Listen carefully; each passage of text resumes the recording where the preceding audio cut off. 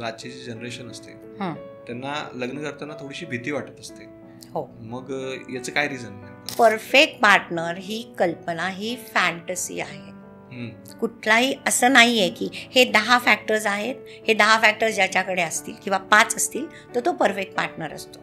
असं अजिबात नसतं. तुझ्या लाईफच्या ज्या एक्सपेक्टेशन असतील त्या कम्प्लीट होतील असं नाही. ती जर मिळवतीये पैसे तर तिलाही वाटणार ना की माझ्याही आईवडिलांना सुखसोयी पाहिजेत आणि तिने जर दिलं, एखादं वॉशिंग मशीन घेऊन दिलं, जे काही दिलं असेल तर त्याच्यात नवऱ्याने जर सपोर्ट करावा असं मला वाटतं.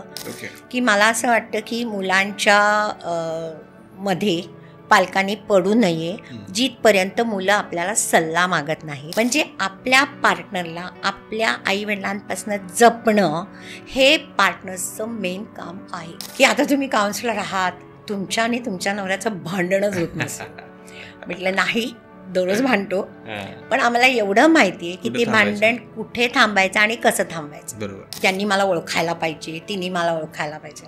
मनकवडेपणाचा गेम सहज जीवनाच्या चालत नाही, म्हणजे तो ब्रह्मराक्षस आहे. डॉक्टर प्रतिभाजी, तुमचं श्रीमंत व्हा या आपल्या महाराष्ट्रातील सगळ्यात इन्स्पिरेशनल मराठी पॉडकास्टमध्ये स्वागत आहे. Thank you so much Yogesh. Yes, तर सगळ्यात आधी आमच्या ऑडियन्सला ऐकायला आवडेल की तुम्ही नेमकं काय करतात. ओके, मी डॉक्टर प्रतिभा देशपांडे. माझी PhD आहे सायकॉलॉजीमध्ये. आणखीन मी काउन्सिलर आहे, लाईफ कोच आहे आणि माझी 18 पुस्तकं रिलेशनशिपवर प्रसिद्ध झाली आहेत. ओके, सो असं म्हणायला हरकत नाही की मी ऑथर आहे. नुकतंच तुमचं मेलडी इन लिव्हिंग टुगेदर हे पुस्तक प्रकाशित झालेलं आहे, तर त्याची जर्नी कशी होती? हे पुस्तक आहे ना, मेलडी इन लिव्हिंग टुगेदर, हे सकाळ प्रकाशननी प्रकाशित केलं आहे आणि मी त्यांची खूप अत्यंत आभारी आहे, कारण हा विषय मला खूप महत्त्वाचा वाटतो. मी जेव्हा म्हणते की मी काउन्सिलर आहे तर मी मॅरिटल काउन्सिलिंगमध्ये जास्त आहे. मग त्याच्यामध्ये प्री मॅरिटल पण आहे आणि पोस्ट मॅरिटल पण आहे. आणि तेव्हा मला असं जाणवलं की खूप अशा छोट्या छोट्या गोष्टी आहेत की ज्या कदाचित माझ्या जनरेशनला, म्हणजे मी फार पूर्वीच्या जनरेशनची आहे, माझ्या लग्नाला 50 वर्ष झाली आहेत, तर अनुभवातनं पण आणि माझ्या अभ्यासातनं पण मला असं जाणवलं की खूप गोष्टी ह्या तरुण मुलांना पण सांगायला पाहिजेत, किंवा काही गोष्टी अशा आहेत की ज्या सायकॉलॉजीमध्ये खूप महत्त्वाच्या असतात आणि ज्या मी जर सांगितल्या त्यांना, किंवा हे टेक्निक्स मी जे वापरते काउन्सिलिंगच्या वेळेला, तर मला असं लक्षात येतं की कपल्स खूप हॅपीली राहू शकतात. बऱ्याच लोकांना फायदा पण होईल, खूप फायदा होतो. अगदी छोट्या छोट्या असतात गोष्टी. तर त्या मला आता असं आहे की कुठल्याही पॉडकास्टमध्ये आपण एवढ्या नाही ना त्या सगळ्या सांगू शकत सारख्या लोकांना. तर मला असं वाटलं की एकत्रित त्याचं एक पुस्तक पाहिजे आणि सकाळ प्रकाशनला ही कल्पना खूप आवडली आणि आम्ही हे पुस्तक प्रसिद्ध केलं. अरे वा. येस. तर सगळ्यात आधी मला तुम्हाला विचारायचं आहे की समजा आजची जी जनरेशन असते त्यांना लग्न करताना थोडीशी भीती वाटत असते. हो. मग याचं काय रिझन नेमकं? हो, हे मला जरा जाणवतं आहे की कारण खूप जसं माझ्याकडे पोस्ट मॅरिटल काउन्सिलिंगला येतात ना, तसे आई वडील पण येतात की आमच्या मुलांना लग्न करायचंच नाही आहे, भीती वाटते आहे त्यांना. तर ह्याचं ना मला एक मुख्य कारण असं वाटतं की त्यांनी आताच्या तुम्ही मुलांनी आपल्या आईवडिलांची स्टेबल मॅरेजेस बघितलेली आहेत. बरोबर. मामा मावशी असतील, काका काका, म्हणजे आमच्या जनरेशनची असं आपण म्हणूया.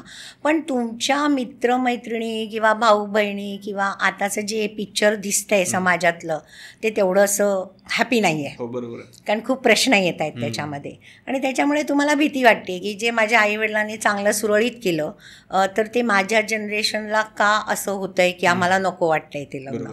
तर ह्याचं एक मुख्य अतिशय सगळ्यात एक महत्त्वाचं कारण म्हणजे की पूर्वीची लग्न आपण म्हणतोय की खूप लग्न टिकायची. बरोबर. हां, आपण म्हणूया यशस्वी व्हायची. तर ती टिकायची ना, ती टिकवली जायची. ओके. हेच प्रश्न जे आता जे प्रश्न आहेत ना तेच पूर्वी पण प्रश्न होते. पण दोघींकडून टिकवले जायचे समजा. दोघींकडनं, पण त्यातल्या त्यात तुला असं नक्कीच लक्षात येईल की स्त्रीकडनं जास्त टिकवलं जायचं. बरोबर. असं. ह्याचं कारण असं आहे की लग्नामध्ये विचार स्त्रीचा फार कमी केला जायचा किंवा फक्त असाच विचार केला जायचा की या घरामध्ये या स्त्रीला अन्न वस्त्र निवारा व्यवस्थित मिळेल. बरोबर. एवढंच जास्त विचार केला जायचा की ती त्या घरात सुखी आहे ना.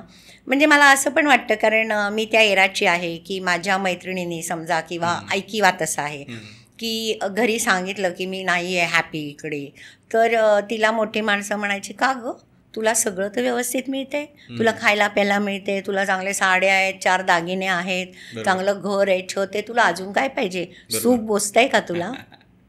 बरोबर आहे ना? कदाचित तुम्ही तुमच्या आई वगैरेचा हा पण विचार केला नसेल, कारण स्त्रीला एवढंच होतं की तुला घर सांभाळायचे, घरातल्या लोकांची सगळ्यांची काळजी घ्यायची, तिला इंडिव्हिज्युअली काय हवं आहे हे बघितलं जायचं नाही, की तिची काय इच्छा आहे. आणि असं पण होतं की त्या काळी स्त्रिया घराबाहेर फार कमी पडत होत्या अर्थार्जनासाठी, त्यामुळे त्यांना पहिल्या ज्या 2 गरजा असतात, अन्न वस्त्र निवारा, ह्याच्यासाठी सासरच्या मंडळींवर किंवा नवऱ्यावर अवलंबून राहायला लागायचं. त्याच्यामुळे आणि तिला दुसरं कंडिशनिंग पण असायचं की तू आता त्या घरी जातेस, हे तुझं घर आहे, आता येणार आहेस तू फक्त ती माहेरी पाहुणी म्हणून येणार आहेस, म्हणजे तिला सपोर्ट नसायचा.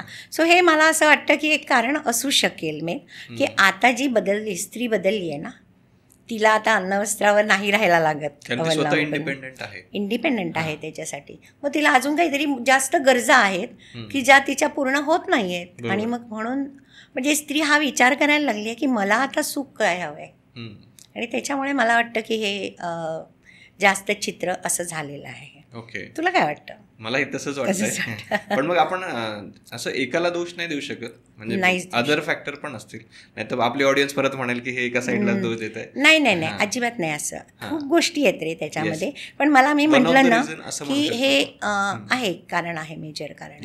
या त्यानंतर तुम्ही तुमच्या पुस्तकामध्ये सहजीवन हा एक टॉपिक लिहिलेला आहे, तर त्याबद्दल काय सांगाल की सहजीवन एक्झॅक्टली कसं असायला हवं? ओके, आता सहजीवन म्हणतो ना आपण, तेव्हा मी किंवा आजच्या आपण पॉडकास्टमध्ये एक डिस्क्लेमर देऊया की आपण फक्त नवरा बायकोंबद्दल बोलत नाही आहोत. सहजीवन म्हणजे माझ्या दृष्टीने एक स्त्री आणि एक पुरुष, आपण LGBTQ पण आत्ता बाजूला ठेवूया जरा, तर एक स्त्री आणि पुरुष ज्यांच्यामध्ये नॅचरल अट्रॅक्शन आहे एकत्र राहण्याचं आणि निसर्गाची ती सोय आहे केलेली, तर त्यांना एकत्र कुठल्या पद्धतीने राहायचे, की त्यांना लिव्हिंग रिलेशनशिपमध्ये राहायचे का नुसतंच त्यांना बॉयफ्रेंड गर्लफ्रेंड अशा कॉन्सेप्टमध्ये राहायचे, किंवा लग्नामध्ये राहायचे. सो ह्या सगळ्या प्रकाराला मी सहजीवन म्हणते, की एक स्त्री आणि एक पुरुष एका छताखाली आपलं सगळं शेअर करतात, त्याला मी सहजीवन म्हणते. ओके, आणि जर समजा आता याच सहजीवनासाठी आपल्याला जर पार्टनर निवडायचा असेल, ओके, तर तो कुठल्या गोष्टींची काळजी घेतली पाहिजे बेसिकली?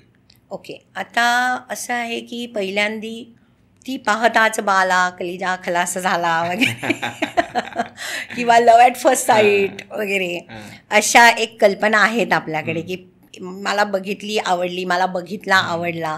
तर त्यावेळेला आवडणं म्हणजे काय असतं की एखादा गुण पटकन चटकन नजरेत भरतो, किंवा जनरली हॅलो इफेक्ट म्हणतो आपण त्याला. ओके, ग्लॅसिबो इफेक्ट म्हणतात, प्लॅसिबो इफेक्ट त्याला म्हणतात, की बघितल्यानंतर असं वाटतं की ही छान आहे. मग छान याची कल्पना काय की प्रत्येकाची वेगळी असते. कोणाला ती सुंदर दिसते, कोणाला ती क्यूट दिसते, कोणाला ती स्मार्ट दिसते. सो हे प्रत्येकाचं वेगवेगळं असतं. ओके, आता जेव्हा ती एखादी आवडते तेव्हा आपल्याला असं वाटतं की ही असं, येस माझ्या डोक्यात ही किंवा हा जे काही आहे तो हाच आहे. हां, सो आणि जनरली प्रेम प्रकरणं अशी होतात, बरोबर, की आवडतं. मग आपण विचार करायला लागतो की आता सहजीवन म्हणजे आपल्याला एकत्र राहणं असेल किंवा लग्नात असेल, तर आता आपल्याला पुढे कसं जायचं आहे. आता इथे मात्र मी म्हणेन की तुम्ही प्लीज प्री मॅरिटल काउन्सिलिंगच्या कॉन्सेप्ट घ्या, किंवा ह्या माहिती करून घ्या की आताचं पुढचं आपलं आयुष्य कसं असणार आहे. परफेक्ट पार्टनर ही कल्पना ही फॅन्टसी आहे. कुठलाही असं नाही आहे की हे 10 फॅक्टर्स आहेत, हे 10 फॅक्टर्स ज्याच्याकडे असतील किंवा 5 असतील तर तो परफेक्ट पार्टनर असतो, असं अजिबात नसतं. आता मला माझा पार्टनर 50 वर्षांनी परफेक्ट वाटतोय का, कारण मला तो जसा हवा तसा आहे असं मला वाटतं. बरोबर.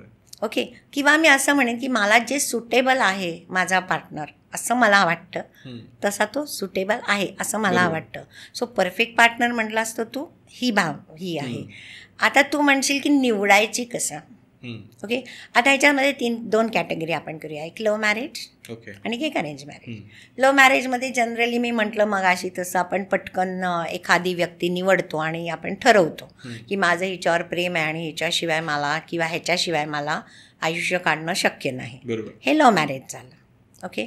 आता ते झाल्यानंतर पण मला असं वाटतं की थोडंसं त्याच्यानंतरच्या तुम्ही फायनल निर्णय घेण्याच्या अगोदर दोघांनीही, फक्त नवरा म्हणजे स्त्री किंवा पुरुष नाही, दोघांनीही हे बघावं की ही मला आवडली आहे व्यक्ती, पण मला जशी मनात आहे तशी ही व्यक्ती आहे का. ओके. म्हणजे आपण ज्याच्यासोबत आयुष्य घालवू शकतो अशी व्यक्ती आहे. हां. आणि त्याला सुद्धा ना योगेश पॅरामीटर्स नाही आहेत की कोणाबरोबर आपण आयुष्य घालवू शकतो. कारण आपल्या डोळ्यासमोर असं कितीतरी उदाहरणं आहेत. आता आपण जेव्हा अरेंज मॅरेज करतो तेव्हा बघून घेतो की मला एवढं शिक्षण पाहिजे, एवढं ही नोकरीवाली पाहिजे, किंवा असं घर पाहिजे, किंवा एवढी उंची पाहिजे, रंगगोरा, जे काय असेल ते बऱ्याच गोष्टी आहेत त्याच्यामध्ये असं. पण तसं लग्न किंवा एक लग्नापेक्षा सुद्धा आपलं सहज जीवन यशस्वी होण्यासाठी या गोष्टी खूप इमटेरियल आहेत. किंवा यात किती अंतर पाहिजे. आपण बघितलं आहे ना की बायको कितीतरी लहान असते, नवरा मोठा असतो, किंवा उलट सुद्धा हल्ली आहेत, तरीसुद्धा तुमची हॅपी झाली आहे. तर असं काय आहे की हे जे फॅक्टर्स असले तर तुमचं सहज जीवन आनंददायी होण्याची जास्त शक्यता आहे. आणि त्याच्यामध्ये 3 गोष्टी आहेत. एक म्हणजे तुमच्या व्हॅल्यू सिस्टीम्स दोघांच्याही, की तुमच्या मेन व्हॅल्यूज काय आहेत, तुमच्या आवडीनिवडी काय आहेत ना त्या बदलता येतात, किंवा आपल्या पार्टनरला सोडून देता येतात की ठीक आहे तुला तुझी ही आवड आहे ना म्युझिकची, तू ती पूर्ण कर. पण व्हॅल्यूज, कोर व्हॅल्यूज काय आहेत तुमच्या, नंतर मोराल्स काय आहेत तुमची, बिलीफ सिस्टीम काय आहे, आणखीन स्किल्स काय आहेत, हे जे फॅक्टर्स आहेत ना हे पार्टनरमध्ये तुम्ही बघायला हवेत. म्हणजे असं नाही आहे की आपल्याला जी व्हॅल्यू वाटते ती दुसऱ्या माझ्या पार्टनरला बरोबरच वाटली पाहिजे, पण तुम्हाला एवढं तरी माहिती पाहिजे की ही माझी आणि तिचं वेगळं आहे, किंवा माझं आणि त्याचं वेगळं आहे, की म्हणजे एक अंडरस्टँडिंग होतं की ॲडजस्टमेंट, हां ठीक आहे इथे आपल्याला ॲडजस्टमेंट आहे, ॲक्सेप्टन्स आहे आणि ॲडॉप्टेशन आहे. हे 3 गोष्टी मला फार महत्त्वाच्या वाटतात. बरं, असं पण नसतं की लग्नाच्या वेळेला तो माणूस, स्त्री किंवा पुरुष परिपूर्ण असतो, असं नाही, कोणीच नसतं ना, म्हणजे कुठल्याही वयाला नसतं. पण निदान हे तरी त्या दोघांमध्ये पाहिजे की जे जे काही शिकायची गरज आहे स्किल्स, किंवा जे जे माझ्याकडे नाही आहे ते मला आत्मसात मी करायला तयार आहे. म्हणजे फ्लेक्झिबल माणूस पाहिजे, की माझी शिकायची तयारी आहे, की कम्युनिकेशनमध्ये मी वीक आहे बाबा, असू शकतं, पण मी जरा शिकून घेतो किंवा मी आत्मसात करतो त्याच्याबरोबर. होतं ना तसं. किंवा आता स्त्री म्हणेल की मला काही स्वयंपाक येत नाही आणि मला करायचंच नाही आहे. ठीक आहे ना, तिने सांगा आधी, दोघांनी मिळून करा, दोघांनी मिळून ॲडजस्ट करा. थोडीशा ॲडजस्टमेंटशिवाय, ॲक्सेप्टन्सशिवाय आणि ॲडॉप्टेशनशिवाय कुठलंही सहजीवन यशस्वी किंवा आनंददायी नाही होऊ शकत. सो हे जे 3 गोष्टी करायला तयार आहे ना तो परफेक्ट पार्टनर आहे असं आपण म्हणू शकतो. ओके. म्हणजे तुमचं असं म्हणणं आहे की दिसण्यावरती किंवा बाकीच्या गोष्टींवरती, आपण म्हणतो ना मटेरियलिस्टिक गोष्टींवरती न जाता तुम्ही विचार करा की समोरच्या कोर व्हॅल्यूज तुमच्यासोबत मॅच होत आहेत का, हो, तो फ्लेक्झिबल आहे का, करेक्ट, हां, आणि अडॉप्ट करायला तयार आहे का, करेक्ट. आणि हे सगळं आपल्या पण हे पण आहे का, हे पण महत्वाचं आहे. म्हणजे प्री मॅरिटला आलं ना की पहिल्यांदा मी काय सांगते की आपण एक गोष्ट पहिलं करूया की तू कसा आहेस हे तुला माहिती आहे का, तुझ्यामध्ये इन्सिक्युरिटीज आहेत माहिती आहे का, तू रागीट आहेस हे तुला माहिती आहे का, असेल तर तुझ्यामध्ये काही फिअर आहे का, कारण हे सगळे बॅगेजेस आहेत रे. बरोबर. आपण जसं पॉझिटिव्ह बॅगेज घेऊन येणार आहोत आपल्या पार्टनर बरोबर, तसंच आपण निगेटिव्ह पण बॅगेज घेऊन येणार आहोत ना. आणि आता माझ्याही एजला माझ्यामध्ये काहीतरी निगेटिव्ह पॅकेजेस आहेतच की रे. बरोबर आहे, नाही का, आणि ते ऍक्सेप्ट पण करता आले पाहिजे की माझ्यात आहे. बेसिकली हे ऍक्सेप्टन्स पाहिजे की बाबा मी परफेक्ट नाही आहे, सो माझा परफेक्ट पार्टनर परफेक्ट असू शकणार नाही आणि तो वेगळा आहे. आणि ह्याच्यात अजून एक खूप महत्त्वाचा मुद्दा असा आहे की आपण मगाचपासून म्हणतो की एक स्त्री आणि पुरुष म्हणून सहज जीवन होतं, तर ते स्त्री आणि पुरुष किती वेगळे आहेत रे. नैसर्गिक पण वेगळे आहेत, सांस्कृतिक पण फरक केला आहे समाजाने, तो आपण विसरून जाऊया. कारण ते किती तुम्ही एकमेकांशी ते फरक मिटवायचे, कोणी स्वयंपाक करायचा, कुठे राहायचं, हे सगळे त्या फक्त दोघांचे प्रश्न आहेत. हे दुसऱ्याने कोणी त्याच्यात पडू नये. पण निदान एकमेकांच्या म्हणजे स्त्रीनी पुरुषाला आणि पुरुषाने स्त्रीला एवढं तरी जाणीव ठेवावे की हा माझ्यापेक्षा वेगळा आहे, ही माझ्यापेक्षा वेगळी आहे, मी जसा विचार करतो तसा हा विचार करू शकणार नाही आणि मला जसं अपेक्षित आहे तशी ती वागणार नाही. हे मान्य केलं पाहिजे. हे मान्य केलं पाहिजे. तिथे ना एक माझ्याकडे मी जेव्हा एका मुलीला सांगितलं तेव्हा ती काही वर्षांनी मला भेटल्यानंतर मला वाटते मला खूप सोपं जातं मॅडम. म्हटलं का?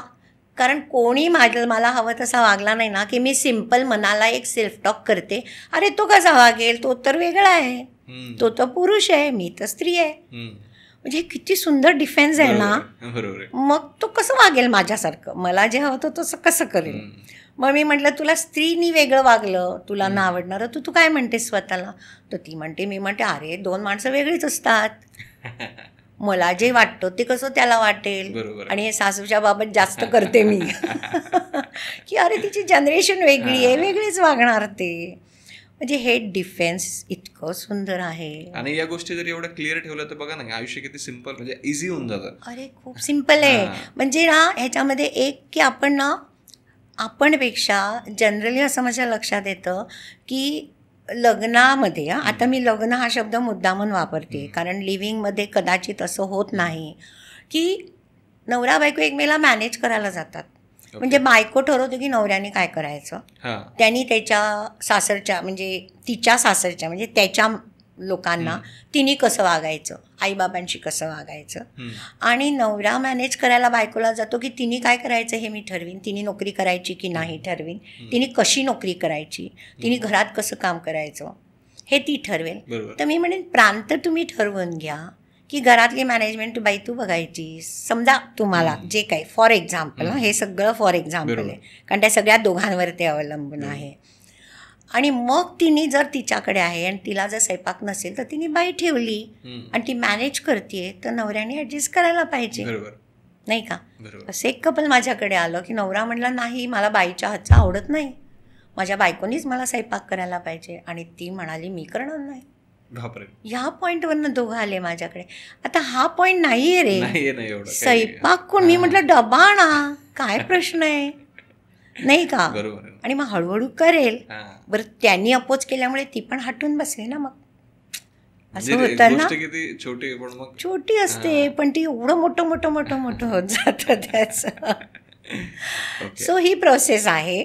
आणि विचारांना लग्नाच्या आधी, आणि इथे ना मला एक खूप छान मी सगळ्यांना सांगते की तुम्हाला ज्या गोष्टी हव्या आहेत की मला हे माझ्या पार्टनरमध्ये हवंच आहे, त्याला तुम्ही ग्रीन सिग्नल नाव द्या, असं लिहा आणि ते शोधायचा प्रयत्न करा. हे माझ्या पार्टनरमध्ये मला नकोच आहे, त्याला रेड सिग्नल द्या.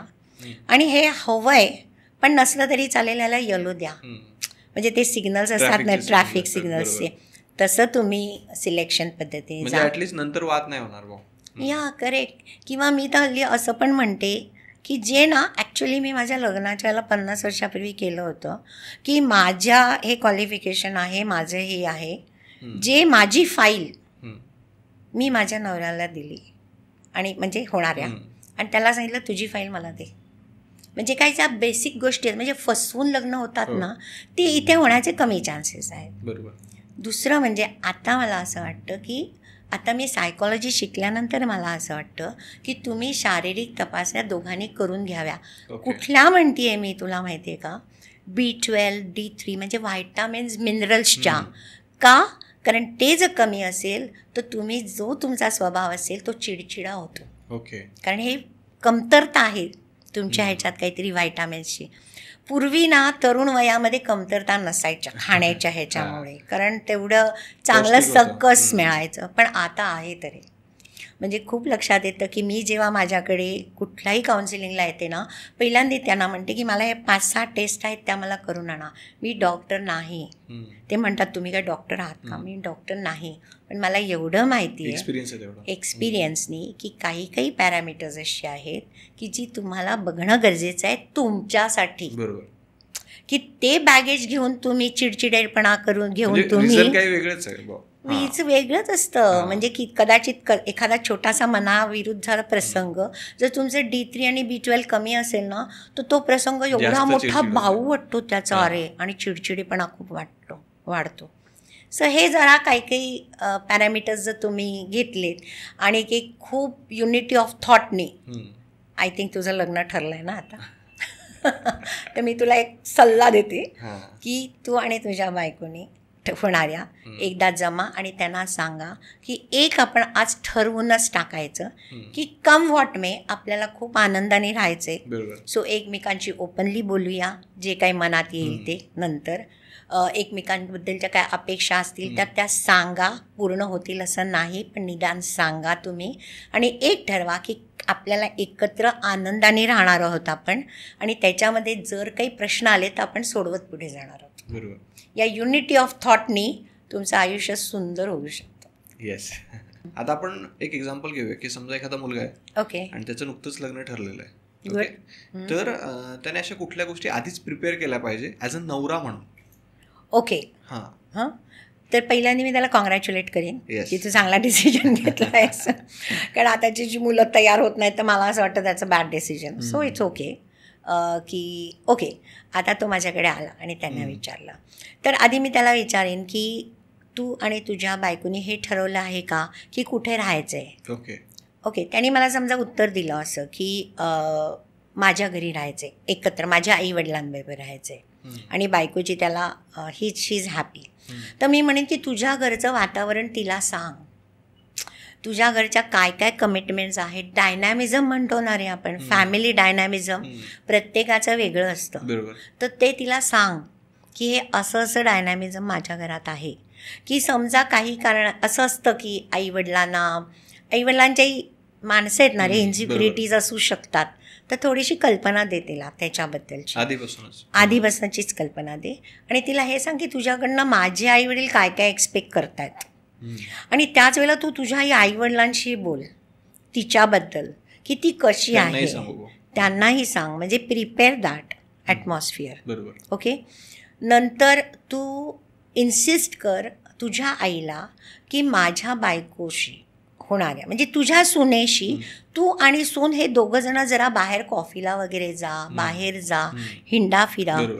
किंवा तू ऑफिसमध्ये असताना किंवा तू घरात नसताना, तू आणि तुझे बाबा घरात नसताना तुझ्या बायकोला तू बोलव, आणि त्या दोघींमध्ये एक रॅपो थोडासा निर्माण होऊ दे आधी.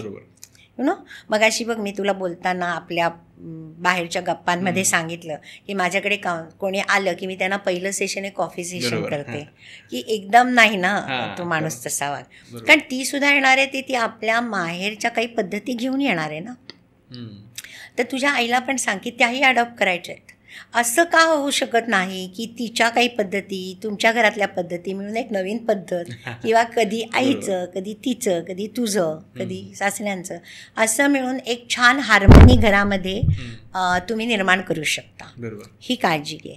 दुसरं म्हणजे तुला काय लाईफचे एक्सपेक्टेशन्स आहेत, आणि एक लक्षात ठेव की तुझ्या लाईफच्या ज्या एक्सपेक्टेशन्स असतील त्या कम्प्लीट होतील असं नाही. आधीच मान्य कर की मला जसं आयुष्य मिळत, म्हणजे मी ट्राय करणार आहे, पण मला जसं आयुष्य मिळणार आहे ना ते माझं आयुष्य आहे असं समजून त्याच्यात मी बेस्ट परफॉर्म करणार. म्हणजे इथे ना मी तुला एक सिम्पल खूप गोड एक्झाम्पल देईन की पत्ते खेळतो ना आपण लॅडीजला, आपल्याला नसतात माहिती की आपल्याला 13 पानं काय येणार आहे, त्याच्यात जी 13 पानं येणार आहेत त्याच्यात आपण बेस्ट परफॉर्म करतो की नाही, ऍक्सेप्ट करून पुढे जातो आणि मग त्याच्यात आपण बोलतो की मला काय हात करायचे वगैरे. इथे तर आयुष्यातलं इथे इतकं चांगलं आहे की तुम्ही सुद्धा खूप स्वतःला ग्रूम करून चांगलं होऊ शकता, पण तरी सुद्धा देर आर सम फॅक्टर्स की जे वर्क होणार नाहीत. So accept that. हे मला वाटतं की तू बघ. दुसरी गोष्ट म्हणजे तू पुरुष आहेस, तू एका स्त्रीशी संलग्न होणार आहेस, तर तू तुझे शरीर आणि मन हे जाणून घे की बायका कसा विचार करतात, काय करतात. बायका इमोशनल जास्त असतात. हे बघ, आपण ना 3-4 प्रकारांनी विचार करतो. ओके, आणि हा खूप महत्त्वाचा फॅक्टर आहे म्हणून मी इथे घेणार आहे. आणि आपल्या सगळ्या विचारांवरच आपलं आयुष्य अवलंबून आहे. ओके, म्हणून मी विचार आणि मनातल्या मनात बोलणं हे खूप महत्त्वाचं ठरते. कधी आपण इमोशनल घेतो निर्णय, कधी आपण लॉजिकल घेतो, कधी रॅशनल घेतो, कधी प्रॅक्टिकल घेतो, कधी थिअरॉटिकल घेतो, कधी कुठला निर्णय घ्यायचा. प्रत्येकाचा निर्णय जरी खूप बॅलन्स जरी तो माणूस असला तरी कुठेतरी एक डॉमिनेशन जास्त असतं. एखादा माणूस जास्त लॉजिकल असतो, एखादा माणूस जास्त रॅशनल असतो, बायका साधारणपणे भावनिक जास्त असतात. तर हे तू समजून घे की बायकांना काही झालं की रडायला येतं कोणाला तरी. हां, म्हणजे तिचं शरीरही जाणून घे. इवन फिजिकल इंटिमसीमध्ये बायकांच्या अपेक्षा काय आहेत हे पण तुम्ही जाणून घ्या. आता तुम्ही तरुण पिढी आहे, मागच्या पिढीत नाही झालं रे, पण आता तुम्ही करू शकता ते करा. सो मला असं वाटतं की ह्या तू काळज्या घे थोड्याशा. आणखीन आपल्या घरामध्ये एक रूल तू कर की माझ्या बायकोला आणि मला एकच रूल असणार आहे. ओके, इक्वॅलिटी म्हणू शकतो का? इक्वॅलिटी वेगळी मी म्हणेन. तुम्ही इक्वॅलिटीकडे जाऊ नका, कारण यू आर नॉट इक्वल आणि nobody is up and nobody is down. बरोबर, यू आर डिफरंट. लक्षात ठेवा तुम्ही त्याच्यामध्ये की तुम्ही डिफेन्सेस तुमचे वेगळे असणार आहे, तुमचे विचार करण्याची पद्धत सगळं वेगळं वेगळं असणार आहे. तर एक रूल असा ठेवा की मला जो रूल आहे तोच माझ्या बायकोला. आणि हा मी का सांगते कारण ह्याच्याबद्दलची आत्ता मी खूप केसेस सॉल्व करते आहे की जनरली असं होतं की मुलाच्या आईवडिलांना मुलगा काय करतो हे जनरली आन्सरेबल नसतं, पण मुलीचे आईवडील ना मुलगी काय करते, किती सपोर्ट करते, किती पैसे देते हे आन्सरेबल होतं. आणखी थोडंसं नीट एक्सप्लेन करून. ओके, फॉर एक्झाम्पल मी एक केस सांगते तुला की ती मुलगी ह्या घरामध्ये आईवडिलांबरोबर मुलाबरोबर आली. बरोबर. आता त्या घरामध्ये आईवडील खूप पहिले अगदी कष्टात वर आले होते आणि आता खूप सुखसोयी आहेत, कारण दोघंही IT मध्ये आहेत नवरा बायको. सो खूप सुखसोयी आहेत. सो त्या मुलीला नेहमी वाटतं की ह्याच्या आईवडिलांना ह्या सगळ्या सुखसोयी मिळत आहेत. बरोबर. तीही गरीब घरातनं आली आहे. ती म्हणली आम्हाला कर्ज काढून वडिलांना, 2च मुली आहेत त्या, पण आता त्या वेगळ्या राहत आहेत. तर मी काही माझ्या आईवडिलांना द्यायचं म्हटलं की माझा नवरा म्हणतो तू मला विचारत नाहीस, तू मला सांगत नाहीस.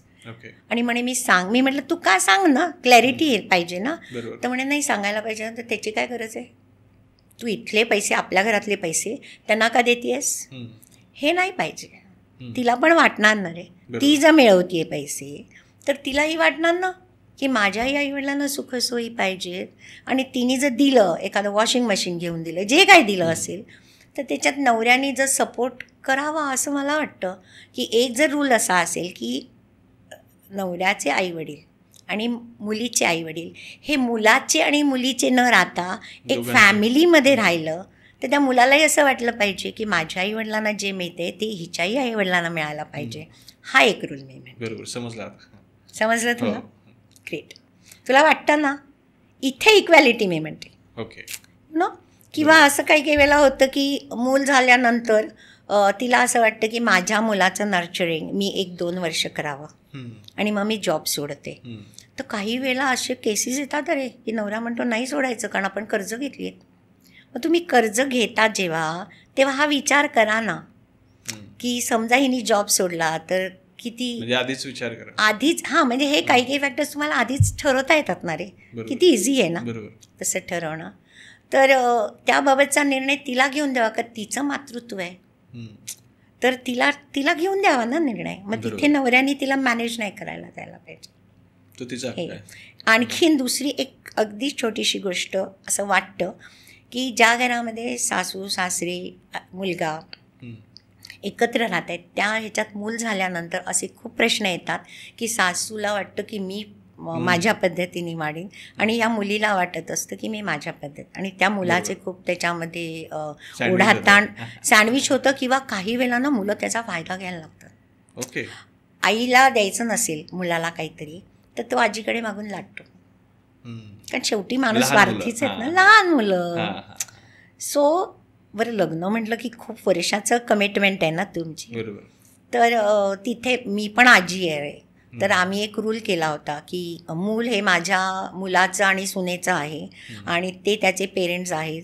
सो आम्हाला प्रत्येक गोष्ट आम्ही त्यांना विचारून करतो मुलाच्या बाबत. म्हणजे तेवढं इन्व्हॉल्व नाही व्हायचं. नाही, इन्व्हॉल्व नाही आहे ह्याच्यामध्ये. ह्याच्यामध्ये मी मॉनिटरी म्हणते आहे. तुम्हाला आवड आहे, तुम्ही काही त्याला करून घाला वगैरे. पण नाही तर बघ असं होतं मुलांचं की आईवडिलांनी व्हिडिओ गेम दिला नाही की आजीला किंवा आजोबांना सांगून तो घेतला जातो. सो इथे खूप प्रश्न आहेत. सो एक लक्षात ठेवायचं इथे आजी आजोबांनी की मूल त्यांचं आहे, ते आईवडील आहेत, आपण आजी आजोबा आहेत, आपण फक्त साधे लाड करूया, पण आपण त्या आईवडिलांच्या विरुद्ध नको जाऊया. आपलं मूल नाही आहे ते. बरोबर. आपल्याला आपलं जेव्हा मूल होतं तेव्हा आपल्याला हवं तसं वाढवलं ते. हे थोड्या काळज्या घ्यायला. एकदम छोट्या छोट्या गोष्टी. हे छोट्या, अरे पण तो केवढा मोठा होता. बरोबर. नंतर पुढचा सेम क्वेश्चन मुलीसाठी, की समजा मुलीने कोणत्या गोष्टींची काळजी घ्यावी. पहिल्यांदा हे की जे तुला सांगितलं म्हणजे पुरुष म्हणून स्त्रीच्या कशा काळज्या घ्यायच्या, ते स्त्रीनी पुरुषाचं पण जाणून घ्यायचं की तो कसा आहे, तो किती वेगळा आहे, हे सगळं झालं. आता आपण ते नको रिपीट करूया. फॅमिलीचं पण बऱ्यापैकी सेम आहे. त्याच्या अजून एक मला ॲड करायला आवडेल की तू जर एकत्र फॅमिलीत जायला तयार झाली असशील तर तिथलं डायनॅमिझम तुला जसं हवं तसं तू समजून घे. ओके. तू असं नाही म्हणू शकत की मी आता इकडे आली आहे, लग्नानंतर होतं तसं की तेव्हा लग्न व्हावं, आवडलं आहे वगैरे म्हणून आपण हो हो हो हो म्हणतो.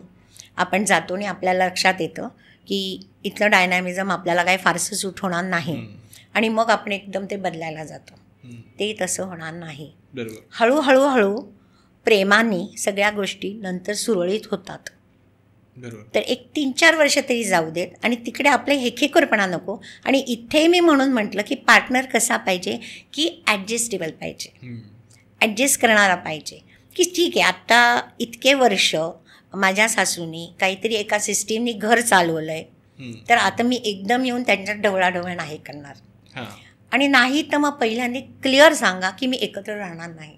आधीच क्लिअर करा कार्ड. म्हणजे मग त्या मुलाला काही डिसिजन घ्यायचा असेल की तुझ्याशी लग्न करायचं का नाही करायचं हे तो ठरवू शकतो. बरोबर. सो ही काळजी मुलींनी घ्यायला पाहिजे.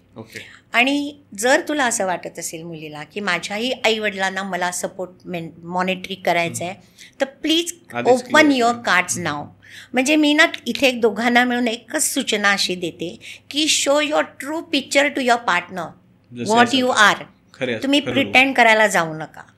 तुम्ही सांगा की मी जरा रागीट आहे, मला जरा ह्या गोष्टींचा राग येतो आणि मग त्याच्यावर मी काम करणार आहे. म्हणजे राग येतो आणि तो ॲक्सेप्ट कर असं नाही, पण थोडीशी तर इनसिक्युरिटीजची कल्पना द्या की मला ह्या गोष्टींची भीती वाटते, मला नाही आईवडिलांना सोडून राहायचं बिकॉज ऑफ दिस रिझन.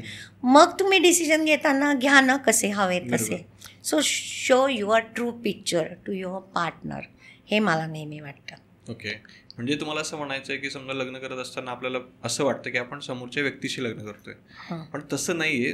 बाकीची फॅमिली पण इन्व्हॉल्व्ह असते आणि त्यांचा पण आधीच विचार केला पाहिजे की हे लोक पण आपल्यासोबत असणार आहे. करेक्ट. अगदी बरोबर आहे. ते तसं तर करा. आणखीन एक मला मगाशी मी तुम्हाला एक छान युनिटी ऑफ थॉट्सचं सांगितलं ते करा. आणि दुसरी गोष्ट म्हणजे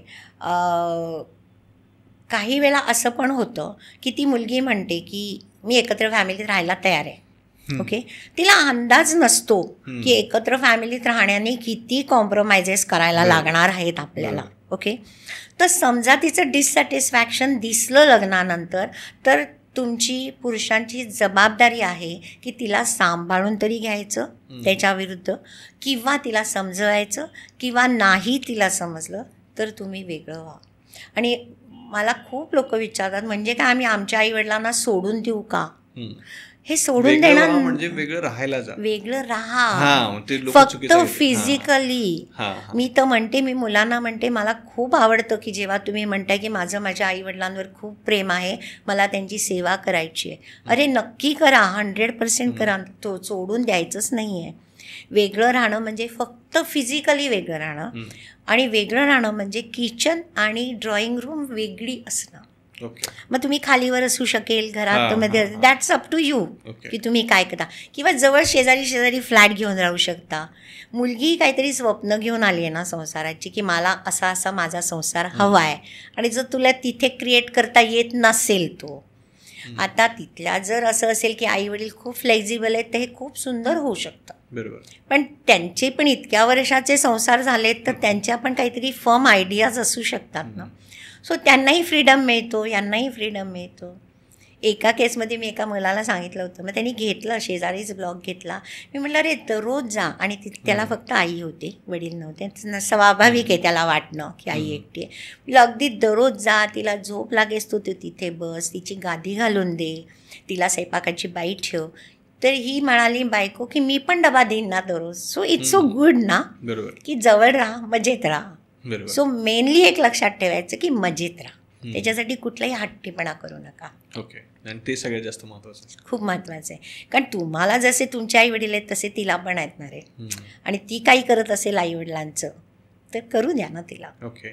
तर आता आपण थोडा वेगळ्या अँगलचा क्वेश्चन घेऊयात की आपण असं समजूया, म्हणजे हे दोघांसाठी लागू आहे, मुलांसाठी पण आणि मुलींसाठी पण, की त्यांना त्यांच्या पार्टनरकडून काहीतरी एक्सपेक्टेड होतं किंवा स्वप्न होतं, पण मग घरच्यांच्या प्रेशरमुळे म्हणा किंवा कुठल्या तरी सिच्युएशनमुळे त्यांना एखादा डिसिजन घ्यावा लागला आणि समोरच्याशी लग्न करावं लागलं. आता त्यांचं थोडंसं मन नाराज होतं की यार मला जे पाहिजे होतं तसं मिळालं नाही. मग ते ऍक्सेप्ट कसं केलं पाहिजे, कारण ते पण महत्वाचं आहे, कारण आता सोडून तर देऊ नाही शकत. आता सोडून तर देऊ शकत नाही, तर तुम्ही सोडून पण देऊ शकता. ओके. सो ह्याचं उत्तर बेसिकली जेव्हा माझ्याकडे असे येतात ना, तेव्हा मी त्यांना विचारते की तुम्हाला काय हवं आहे, आता तुम्हाला राहायचंच आहे का, म्हणजे इज इट युअर डिसिजन की मला हे मॅरेज छान कंटिन्यू करायचं आहे, then there is a different remedy. Okay, but you have a choice. पहिल्यांदा ना योगेश, जेव्हा तुम्हाला कळतो की दिस इज युअर चॉईस, मग तुम्हाला ॲक्सेप्टन्सला सोपं जातं. बरोबर. Okay, is it your choice की मला ह्या स्त्रीबरोबर किंवा ह्या पुरुषाबरोबर, ह्या पार्टनरबरोबर मला राहायचं आहे आणि ते मला आनंदित राहायचं आहे, तर त्याच्यासाठी वेगळं असतं. त्याच्यामध्ये काय केलं जातं, तर अशा वेळेला ना तुम्ही नक्की काउन्सिलरला कॉन्टॅक्ट करा. स्वतःच्या मताने किंवा कुठेतरी वाचून किंवा कुणाच्या तरी सल्ल्याने असं वागू नका. Counsellor knows exactly where is the root cause. कारण इफेक्ट जो असतो ना, त्या इफेक्टवर खूपदा फक्त काम केलं जातं, पण त्याचा रूट कॉज नाही काढला जात. तर तो रूट कॉज काढण्यासाठी तुम्ही काउन्सिलरकडेच जायला पाहिजे. तर काउन्सिलर काय करतो, दोघांना बोलवतो, विचारतो की तुला का आवडत नाही, कुठले फॅक्टर्स असे आहेत, आणि ते बघतो की ते फॅक्टर्स खरे आहेत का ह्याच्या जस्ट भ्रामक कल्पना आहेत, ह्याची फॅन्टसी होती ती.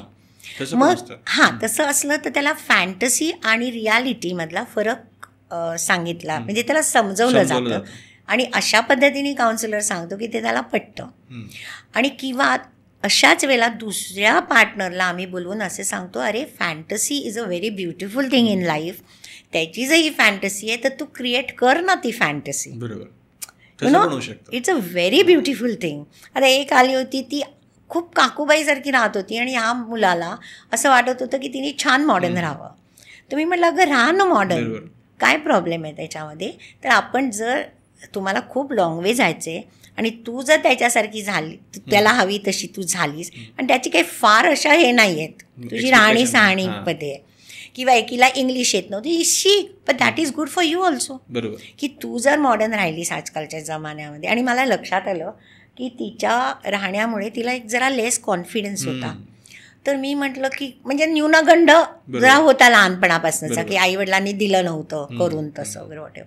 तर हे क्रिएट केलं जातं की दोघांचे एक्सपेक्टेशन्स दोघं एकमेक छान फुलफिल करू शकतात, हे काउन्सिलर करू शकतो.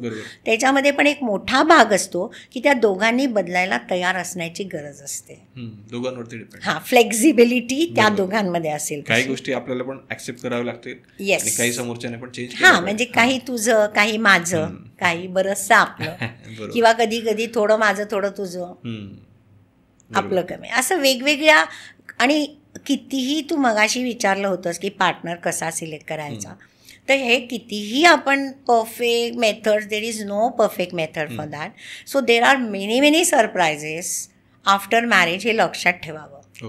म्हणजे even after 50 years many times माझा नवरासुद्धा सरप्राईज होतो की आम्ही असे कसे वागलो. कारण माणूस पण बदलतोय ना. बरोबर. म्हणजे मी जी 20 वर्षाला प्रॉमिसेस केली आहेत ती मी आता नाही ना ठेवू शकत. बरोबर. आणि मला पण आज जे हवंय समजा कदाचित ते 10 वर्षानंतर नको असेल. म्हणजे असं पण असेल की आता तुला वाटत असेल की तुला नाही, कोणाला तरी, की माझी बायको हवी तेवढी स्मार्ट नाही, पण तिच्यातला मग काइंडपणा, तिचा लोभसपणा किंवा तिच्या वागण्यातला, तुझ्या आईवडिलांशी वागण्यातला तिचा भाबडेपणा, हे पण कितीतरी चांगल्या गोष्टी असतात ना, त्याकडे कॉन्सन्ट्रेट केलं जातं. पण काही आलं ना तर तुम्ही काउन्सिलरकडे जा रे. देर आर म्हणजे असं म्हणतात की एक स्त्री आणि एक पुरुष in spite of anything they can live happily together असं म्हणतात. ओके. त्यानंतर आपला पुढचा क्वेश्चन आहे की समजा आजकाल बऱ्याच लोकांची लव्ह मॅरेजेस होतात किंवा काही लोकांना लव्ह मॅरेज करायचं असतं पण अरेंज मॅरेज करावं लागतं. अशा परिस्थितीत असं होतं की आधीच्या पार्टनरला नीट विसरता येत नाही, नवीन पार्टनरला नीट ऍक्सेप्ट करता येत नाही. बरोबर. अशा वेळेस त्यांनी काय केलं पाहिजे? हो, आता ह्याच्यात एक पहिलं मी असं सांगेन की का असं होतंय की का लव्ह मॅरेज हे झालं. बरं, आता हा डिसिजन तुमचा आहे की तुम्हाला आईवडिलांचं ऐकताय का तुम्ही जी वचनं दिली आहेत ते करताय. ह्या दोन फॅक्टर्स आहेत. ठीक आहे, तुम्ही असं धरलात की काही वेळेला असे परिस्थिती येते की तुम्हाला आईवडिलांचं ऐकायलाच लागतं आणि पहिल्या पार्टनरला विसरायला लागतं. तर त्याच्यासाठी प्लीज त्यावेळेला काउन्सिलरकडे जा. का सांगू तुला, कारण नाहीतर काय होतं, दुसऱ्या पार्टनरशी बिहेव करताना पहिला पार्टनर सतत डोक्यात असतो आणि कंपॅरिझन होतच राहते. हा ह्युमन स्वभाव आहे. म्हणजे तुम्ही कंपॅरिझन करू नका हे त्यालाही कळत असतं, पण त्याच्याकडनं तसं होत नाही. असं असतं की एकीला विसरल्यानंतरच दुसरी मनामध्ये जास्त एंट्री होते. पण किती वेळा असं होतं की पहिलीला कशी काढायची आणि दुसरीला कशी ॲड करायची, काउन्सिलर्सकडे खूप सुंदर मेथड्स असतात. ओके. आणि ते करू शकतात आणि हे होऊ शकतं. कितीतरी सुंदर संसार त्यांनी होऊ शकतात. पण असं जर तुमची द्विधा मनस्थिती असेल तर please talk to counsellor. Okay, हे मी सांगेन तिकडे. आणि ते म्हणजे गेलं पाहिजे. आता खरं तर लोक जात नाही, पण आता आजच्या पॉडकास्टमधून अनेक लोकांना क्लिअर होईल की का काउन्सिलर महत्वाचा आहे. ओके, अगदी महत्त्वाचं आहे. आणखीन गेल्यानंतरही तुम्ही जर असं आता हे एक अजून एक आहे तुम्ही नुसतं काउन्सिलरकडे जाऊन चालत नाही. कारण काउन्सिलर जादूगर नाही आहे किंवा त्याच्याकडे टॅबलेट्स नाही आहेत की तुला काय हे होतंय का मग ही टॅबलेट घे की तुला बरं होईल, असं होणार नाही. तो तुम्हाला मेथड सांगणार आहे, त्या तुम्हाला करायच्या आहेत. बरोबर. जर तुमची तयारी असेल करायची तरच. म्हणजे मी किती वेळा आले की लोकांना म्हणते, तुम्ही मला पार्टनरच्या कंप्लेंट सांगायला आलायत का तुमचा प्रॉब्लेम सोडवायला आलायत. म्हणजे दर दुसऱ्या आणि तिसऱ्या व्हिजिटमध्ये तुम्ही नुसते प्रॉब्लेम्सच म्हणजे कंप्लेंट सांगत असतात, तर आपलं करेक्शन करायचं कधी. म्हणजे त्याच्यामध्ये निरीक्षण, परीक्षण आणि करेक्शन या ज्या 3 स्टेप्स आहेत त्या करायला पाहिजेत. Okay, yes, thank you. सो त्याची जबाबदारी तुमच्यावर जास्त आहे. म्हणजे ह्याला म्हणतात ना की शारीरिक डॉक्टर जो असतो, फिजिकल डॉक्टर,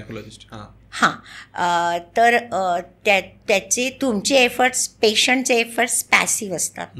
म्हणजे कसं की तुम्ही तो गोळी देतो घेता, तुम्ही डाएट सांगतो ते करता, पण तुम्ही मानसिक जेव्हा किंवा काउन्सिलरकडे जाता, भावनिक, इमोशनल सगळ्या ह्याच्यासाठी, तेव्हा तुमचे एफर्ट्स ॲक्टिव्ह लागतात. ओके, तुमचा पॅसिव्ह चालत नाही. बरोबर. की त्याच्याकडे जादूची कांडी नाही आहे. आपल्याला पण एफर्ट्स घ्यावे लागतात. तुम्हाला जास्त एफर्ट्स घ्यायला लागतात, हे नक्कीच आहे. बरोबर. असं. आता मला तुम्हाला एक महत्त्वाचा प्रश्न विचारायचा आहे की पॅरेंट्ससाठी तुमचं काय सजेशन आहे?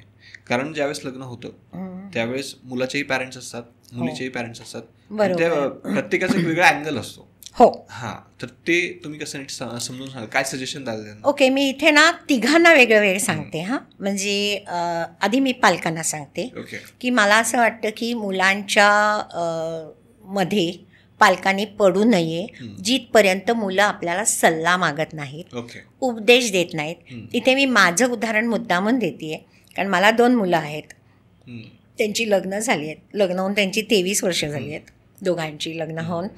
तर मी माझ्या मुलांना कधीही विचारत नाही की अरे तुम्ही असं करा, इतका तुम्ही का खर्च करता, किंवा तुम्ही असं वागा, अरे ती घरात काही करत नाही, तू काही करत नाही. मी नाही पडत. आणि हेच बऱ्याच वेळेस होत असतं. म्हणजे मी म्हणते की आता संसार तुमचे आहेत, तुम्हाला जर असं वाटलं की आम्हाला काहीतरी विचारायचंय, सल्ला उपदेश, तरच विचारा.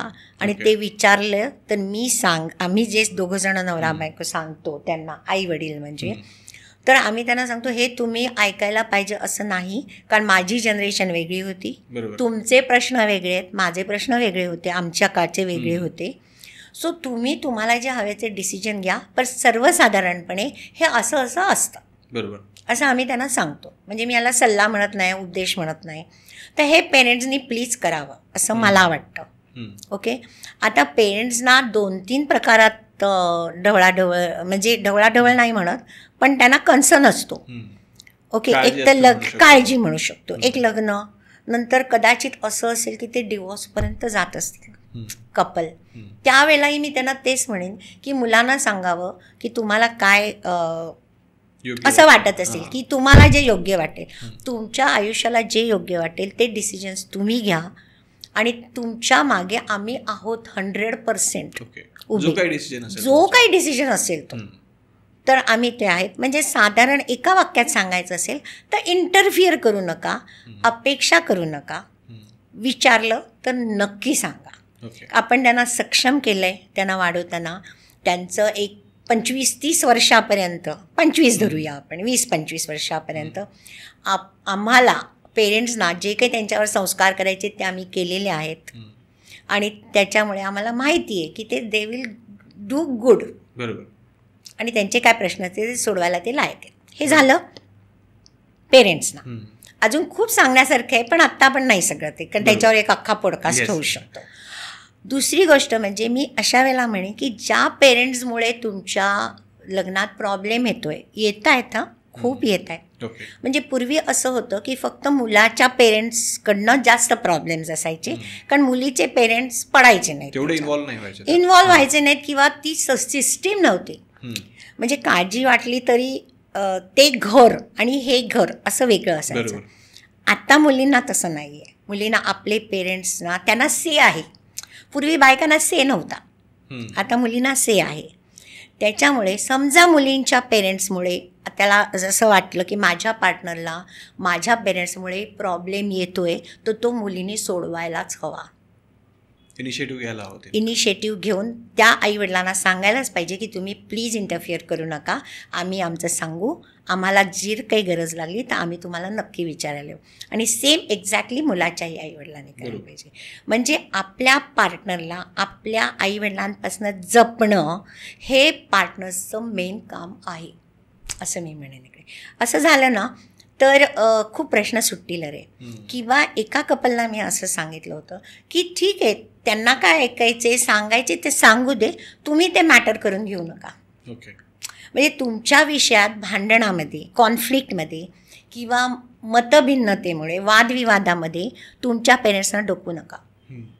आता जनरली खूप म्हणजे एखाद्या कुठल्या तरी विषयावरचा वाद सुरू असतो आणि ते 2 मिनिटात पेरेंट्सवर जातात. कुठल्या कुठे जातात, म्हणजे तो इश्यू बाजूला राहतो. आणखीन हे वेगळंच काहीतरी सुरू होतं, एकमेकांना थांबतच नाही. म्हणजे ते घराणे येतात, पर्सनॅलिटी येतात, आई वडील काढले जातात, खूप मेस होतो. म्हणजे आता मगाशी जे मेलडी इन लिव्हिंग टुगेदर पुस्तकाचं झालं आहे, त्याच्यात एक वेगळा चॅप्टर आहे, त्याच्यात 8 स्टेप्स दिले आहेत का 7 आहेत की वादविवाद, मतभिन्नतापासनं कॉन्फ्लिक्ट जायला 2 मिनिटात कसा जातो. तर तो प्लीज वाचा किंवा ते समजून घ्या स्टेप्स. आणखीन तिथे थांबा. ते कसे थांबायचे हे पण दिले, आपण थांबायला पाहिजे. एक मिनिट, मला हे किती सांगायचे की मला सगळे प्रश्न विचारतात की आता तुम्ही काउन्सिलर आहात, तुमच्या आणि तुमच्या नवऱ्याचं भांडणच होत नसेल. म्हटलं नाही, दररोज भांडतो, पण आम्हाला एवढं माहिती आहे की ते भांडण कुठे थांबायचं आणि कसं थांबायचं, बरोबर, हे महत्वाचं आहे. भांडण होणं हे होणारच आहे, बरोबर, त्याच्याबद्दल वादच नाही. त्यानंतर रिलेशनशिपमध्ये अशा कुठल्या गोष्टी आहेत की ज्या आपण अवॉइड केल्या पाहिजे एक चांगलं रिलेशन बनवण्यासाठी? येस, ह्याला ना तर मी ब्रह्मराक्षस म्हणते. अरे हा म्हणजे चिकार आहेत, पण त्यातले अगदी प्रॉमिनंट सांगते. टीका करणं, आपल्या जोडीदारावर टीका करणं, सतत टीका करणं, त्याच्या व्यक्तिमत्वाला दोष देणं. तू असाच आहेस, तू मला छळतोसच, तू बघून ठेवलंय मी की मला त्रास द्यायला तुला आवड. आता मी जेव्हा तुला म्हणते ना तर ते तिला पण असू शकतं बरं का. म्हणजे मी सारखं म्हणणार नाही की हे आपण डिस्क्लेमर केलाय की जे मी उदाहरण देते तो प्रश्न धरा, तो कोणी केलाय धरू नका. त्यातला मेन प्रश्न धरला, टीका करणं, अपमान करणं, कुणाच्याही देखत अपमान करणं, इट्स व्हेरी बॅड. आधी अपमान करणं ही गोष्टच मला वाटतं की वाईट आहे. बरोबर. काय हक्क आहे कुणाला काय अपमान करायचा. सो अपमान झालं, टीकाचा गैरसमज हा तर ब्रह्मराक्षस आहे. सो त्याच्याबद्दलचा तुझा अजून 2-3 पॉडकास्ट होतील, तर ते आपण पण करायला आवडतं. आपण करूया एकदा डेफिनेटली त्याच्यावरनं.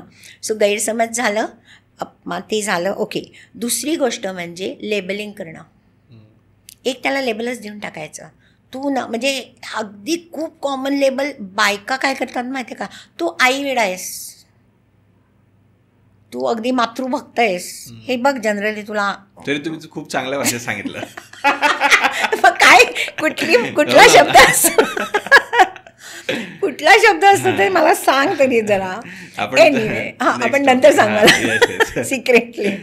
एनिवे तर हे झालं की लेबलिंग करणं टाळा प्लीज. बरोबर. दुसरी गोष्ट म्हणजे कम्युनिकेशनचा टोन खूप हार्श बोलणं. ह्यात एक छोटंसं एक्झाम्पल देते मी तुला. एक नेव्हल ऑफिसरची केस आली होती माझ्याकडे, आणि मी रेफरन्सेस बदलते बरं का. नेव्हल म्हणजे नेव्हल नाही आहे, दुसरं आहे. तर त्यांनी सांगितलं माझी बायको सतत प्रचंड सगळ्यांशी भांडत असते. ओके.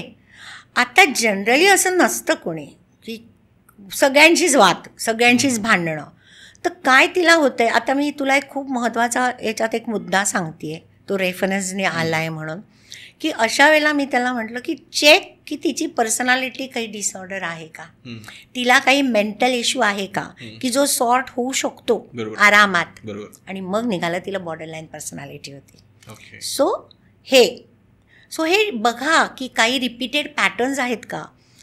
ओके. तर ते तुम्ही करू शकता. आणि एक खूप ब्रह्मराक्षस मोठा म्हणजे संशय. ह्यानी संसार गेला रे, तर तुम्ही ते लक्षात घ्या ना, कारणं काय आहेत मागची, की तेव्हा बोला. आणि एखाद्या हे बघा, हे एक लक्षात ठेवा की हे नॅचरल नातं नाही आहे, हे ब्लड रिलेशन नाही आहे. ओके. सो एकाने संशय घेतला तर त्याचा दुसऱ्याने त्याचं उत्तर द्या. म्हणजे तू संशय घेतोस आणि मग त्याचा आकांतांडव करायचं, ह्याच्यापेक्षा त्याचं उत्तर नीट द्या, की त्याला का क्लॅरिफाय करा. पण खूपदा असं पण असतं हां की हे स्वभाव असतात, मग त्याला मात्र काही वेळेला इलाज नसतो आणि ते खूप संसार मोडतात.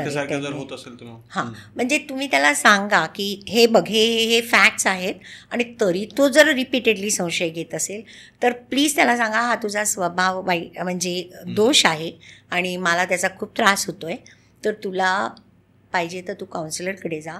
पण तरी नाही ऐकलं ना तर संशय घेण्याने खूप लग्न मोडलेली मी बघितली आहेत माझ्या देखत. सो हा ज्यांच्या कोणाच्यात असेल पुरुषा किंवा स्त्रीमध्ये, तर तो एक मोठा दुर्गुण समजा आणि लग्न करायच्या आधी ते जरा टाळा, त्याच्यावर काम करा. करता येतं. असा कुठलाच प्रश्न नसतो की जो सोडवता येत नाही, फक्त त्याला प्रॉपर मेथड लागते. काउन्सिलरची गरज आहे. दुसरं म्हणजे की स्त्री पुरुषातले जे फरक आहेत ते न समजून घेणं, हा पण एक ब्रह्मराक्षस आहे ना. की मी आता नवरा आहे, मी सांगतो तुला, मला तुझी काळजी आहे, मी तुला सांगतो कसं प्रोटेक्ट, नाही जायचं बाहेर, नाही जायचं तुझ्या आता ती नोकरी करते तर मीटिंग्सना पुरुष असणार आहेत तर ते नाही जायचं. सो हे जे खूप हे गैरसमजात पण येऊ शकतात. सो हे प्लीज टाळा ब्रह्मराक्षस. आणि जर असं काही होत असेल रिपीटेडली, त्याला परपेच्युअल प्रॉब्लेम्स म्हणतात, म्हणजे रिपीटेडली हेच प्रॉब्लेम्स येत आहे, तर काउन्सिलर इज द बेस्ट. या आणि ऐका त्याचं आणि त्याप्रमाणे करा, इम्प्लिमेंट करा. येस. या तर आता आपण एक शेवटचा आणि सगळ्यात सुंदर प्रश्न घेऊयात. की बरेच वर्ष झाले तुम्ही याच्यावरती काम करतायत, सहजीवनावरती, तर मला सांगा की तुमच्यासाठी प्रेमाची भाषा म्हणजे काय. हा खूपच सुंदर टॉपिक आहे. आणि अरे कितीतरी केसेस ह्या नुसत्या एका कॉन्सेप्टवर मी सोडवले आहेत. ओके. बघा म्हणजे कसं असतं की आपलं कम्युनिकेशन भाषा असते. हां, आता मी तुला तमिळ भाषा येते का. नाही. मी तुला तमिळ भाषेत बोलले, खूप प्रेमाचं बोलले, तुला कळणार आहे का. नाही कळणार आहे. तशीच ही भाषा असते. त्याला काही जण लव्ह लँग्वेज म्हणतात, काही जण भावनिक भाषा म्हणतात. ओके. त्या 5 प्रकारच्या असतात. कोणाला ना बघ शब्दाने खूप छान वाटतं, तू किती चांगला मुलगा आहेस किंवा तू मला खूप आवडतोस असं म्हटलं की आवडतं. हे शब्द महत्त्वाचे असतात. कुणाला टच, स्पर्श, म्हणजे बाकी काही नाही. मी तर एकाला सांगितलं होतं, भांडण झालं की मस्त तिला एक मिठी मार, ती विरघळून जाईल, कारण तिची लव्ह लँग्वेज ही स्पर्श, टच आहे. बरोबर. दुसरी. तिसरी म्हणजे तो म्हणतो काय की मला शब्द, मिठ्या, प्रेम ह्याच्यापेक्षा सुद्धा मला तिने काहीतरी माझ्यासाठी करणं महत्त्वाचं आहे. मग मला असं वाटतं ते कन्सर्न आहे. म्हणजे कन्सर्न दाखवणं म्हणजे काय की त्याच्या दृष्टीने त्याच्यासाठी काहीतरी स्पेशल करणं, म्हणजे do something for that person. नाही, गिफ्ट अजून एक वेगळे. ओके. एक असं एक नवरा बायको आली होती. मला बायको म्हणाली काय भांडण झालं की हा जातो आणि सेंटची बाटली घेऊन येतो. मला काय, माझ्याकडे कपाटभर सेंटच्या बाटल्या झाल्या. तू म्हणतो अरे मला, कारण त्याला खूप आवडत असतं गिफ्ट देणं. बरोबर. मग ती म्हणते अरे ते मरू दे, तुम्हाला शब्दानी सांग, स्पर्शाने सांग की किती प्रेम आहे ते. सो गिफ्ट देणं. मग बघ ना किती जणांना एक फुल दिलं. बर्थडेला कार्ड भेटून कार्ड कशाला द्यायचं हे माझा प्रश्न असतो. तुम्ही विश करताय ना, ते ग्रीटिंग कार्ड दिलं की आवडतं. सो भेट वस्तू देणं. आणि एक लास्ट असते आणि ती जनरली ना खूप लॅटर सहजीवना म्हणजे ओल्ड सहजीवनामध्ये होते. उतार आयुष्य म्हणजे आता जशा माझ्या ग्रुपचं की आम्हाला एकमेकांसाठी काही करायचं आहे, जस्ट बी टुगेदर, सोबत राहायचं, बस सोबत राहा. मग आम्ही गार्डनमध्ये फिरत असू किंवा टी व्ही सुद्धा एकत्र जस्ट बसलोय. सो ह्या 5 भाषा आहेत. प्रत्येकाकडे थोड्या थोड्या सगळ्या असतात, पण एकाची एक डॉमिनेट असते. बरोबर. आता ही ओळखायची कशी, तर मी सिम्पल सांगते. परत एकदा आपण रिपीट करूया. 5 भाषा. भाषा, शब्द, त्याच्यानंतर स्पर्श, त्याच्यानंतर भेटवस्तू असं आपण म्हणूया, गिफ्ट. नंतर काहीतरी करणं. बरोबर. म्हणजे बायको बाहेर ना आली आहे किंवा बाई आली काहीतरी करून, स्त्री आली आहे, तर पुरुष म्हणत बस दमलीयस, मी कॉफी करून देतो. सिम्पल, एकदम सिम्पल, एकदम. म्हणजे जर तिची ती असेल तर, आणि समजा तिची ती नसेल तर गंमत काय होईल, ती म्हणेल कॉफी बिफी ते राहून ते एक शब्दाने तरी सांग मला, बोल तरी, कमीत कमी विचार. असं म्हणजे खूप गमतीशीर आहे. पण ही तुला सांगू, तुमच्या आईशी, वडिलांशी, कुठल्याही 2 माणसांमध्ये हे खूप महत्त्वाचं असतं. म्हणजे नवरा बायको तर असतंच, कारण ते 24 तास एकत्र असतात. पण तुमच्या मुलं झाल्यानंतर मुलांची सुद्धा ती भाषा असते, प्रत्येक माणसाची असते. ही खूप गमतीशीर आहे पण खूप महत्वाचं आहे. आणि 5वी कुठली होती? आणि 5वी म्हणजे जस्ट बिंग टुगेदर, सोबत राहा, की I am there for you.